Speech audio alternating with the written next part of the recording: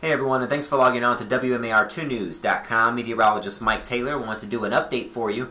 Just talking about what's going on with Hurricane Florence and where the storm's going to be headed. But more importantly with this video, we'd like to address what it means for Maryland with the current track. And that's what I'm going to focus on right now. So first things first, this storm structurally is beautiful. And that's usually a bad thing or bad sign anytime you're talking about a hurricane as far as its power and what it's capable of. Everything looks the way it should as far as being symmetrical and all. Here's a look at what's going on with the current stats. Because it is a beautiful storm, that means it's a powerful one like I was saying. So Category 4, winds at 140, gusts to around 165. The pressure is still lowering at this moment. Winds from the west-northwest, or I should say the movements from the west-northwest at around 13 miles per hour. And that's the track that we're expecting it to stay on, which unfortunately sets it up in pretty much a beeline for the Outer Banks near the Carolinas, and that's where the latest track takes it. Still going to maintain that Category 4 strength. At times, I think it's actually going to reach 5, so don't be surprised if you hear this storm reaching a Cat 5. That may be in between these forecast updates you see here on the cone. These storms will do that, a replacement eye wall cycle. They'll intensify, then they'll weaken a little bit, and then re-intensify. I'm thinking Florence has a possibility of doing that. More importantly, it does appear she'll be able to hold on to that Category 4, I guess you could say strength, around the time of landfall, sad to say. And just looking at this as a whole, don't focus too much on just the cone, the center here, okay? This whole cone shows the possibility of where the center of this hurricane can be, and they're pretty large, right? So therefore, the concern that we'll have in Maryland is where this storm lines up, not only in the center, for instance, if it stays on this track, but also if it's more of a northern track, okay? So based on where it is right now, we're going to focus on the impacts that I've shaded in red as far as what this could mean for us here back at home. First things first, we've had a lot of rain over the last couple of days, right? So everyone will agree at this point, Maryland does not need any more rainfall. Therefore, a tropical system, that's one of the main things they can bring. So that's going to be concern number one, additional rainfall. So by Thursday, that's where the storm is going to be. Thursday afternoon, right off the coast of the Carolinas, okay?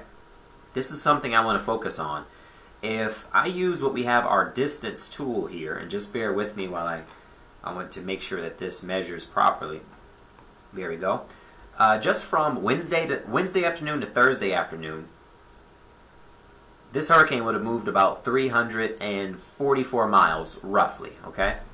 So after I clear that off, we go from Thursday afternoon to Friday afternoon, and this hurricane will only move about 150 miles. So it's going to stall out, and a stalling hurricane is always bad when it comes to flooding potential and rainfall, and since we believe this storm is going to stall at some point, that's going to cause some flooding. So now it's like, okay, well, where does it go from there? Unfortunately, it does look like it's targeting the Carolinas, but look how it pushes further north as we go into Friday and also the weekend.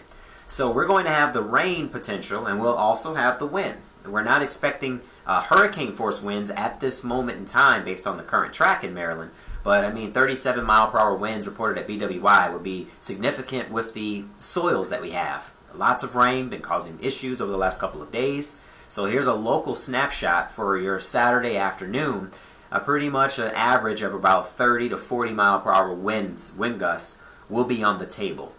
So you combine that with the soggy soils that we have, and it really puts it all together that it's not the greatest setup. As far as the bullseye of the rain, happy to say, but also sad to say, that's going to be south of Maryland, so we're not going to get the bullseye of the rain with the latest track, but we are going to get something. And here's a look at these numbers, and even though these are very low numbers, once again, we don't need any rain. So even getting 4 inches of rain with 30 mile per hour winds could still cause some problems here locally. So yeah, it's a lot going on with the forecast based on the track. So here's the forecast rundown for you. The soggy soils here in Maryland going to remain a problem as rain lingers every day this week. So we'll have rain leading up to this situation. The current track does bring gusty winds and some flooding by Friday evening into Saturday. That is a possibility for us.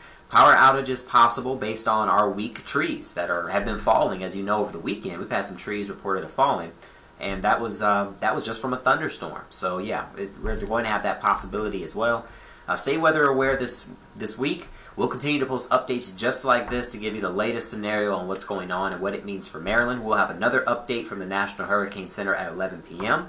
And of course, we'll update the video to let you know what that new track will mean for Maryland as well. So stay up to date with this storm. Right now, it does not look like it's going to be a direct impact for us, but it's a large enough storm and it's slow moving enough where it could cause some problems for the entire mid-Atlantic.